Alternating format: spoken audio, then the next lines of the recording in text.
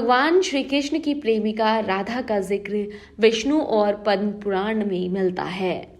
राधा और रुक्मिणी दोनों ही कृष्ण से उम्र में बड़ी थीं। मान्यता और किंवदंतियों के आधार राधा के बारे में बहुत कुछ कहा जाता है।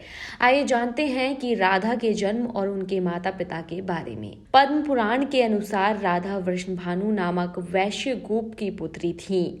उनकी माता का नाम कीर्ति था।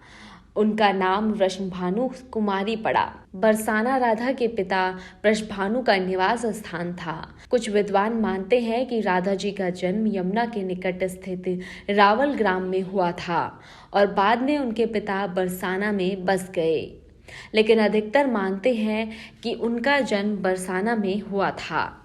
कहते हैं कि नर्क पुत्र राजा सुचंद्र और पितरों की मानसी कन्या कलावती ने 12 वर्षों तक तप करके ब्रह्मादेव से राधा को पुत्री रूप में प्राप्ति का वरदान मांगा था।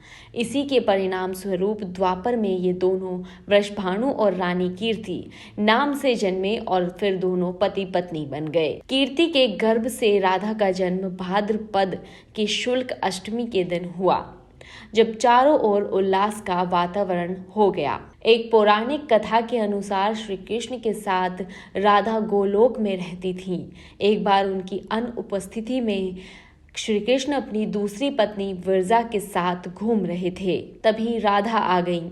वे विरजा पर नाराज होकर वहां से चली गईं।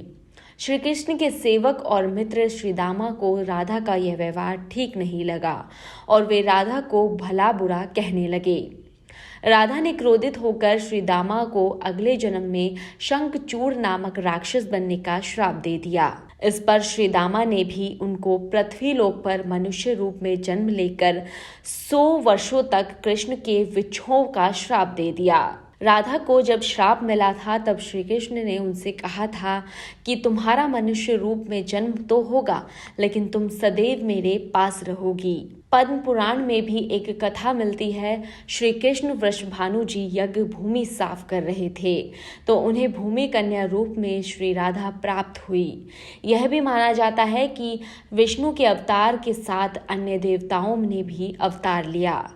वैकुंठ में स्थित लक्ष्मी जी राधा रूप में अवतरित हुई। यह भी कहा जाता है कि वृषभानु जी को एक सुंदर शीतल सरोवर में सुनहरे कमल में एक दिव्य कन्या लेटी हुई मिली। वे उसे घर ले आए, लेकिन वह बालिका आंखें खोलने को राजी ही नहीं थी। पिता और माता ने समझा कि वे देख नहीं सकती, लेकिन जब बाल रूप में श्री कृष्ण जी से उनका सामना हुआ तो उन्होंने आंखें खोल दी। पुराणों के अनुसार राधा जब बड़ी हुई तो उनके माता पिता ने रायण नाम के एक वैश्य के साथ उनका संबंध निश्चित कर दिया। उस समय राधा घर में अपनी छाया का स्थापित करके खुद अंतर्धान हो गई। उस छाया के साथ ही उक्त रायण का विवाह हुआ। इसी श्लोक में बताया गया है कि भगवान श्री कृष्ण की माता यशोदा का वह रायण सगा भाई था, जो गोलक में कृष्ण का अंश और यहाँ यशोदा के संबंध से उनका मामा था।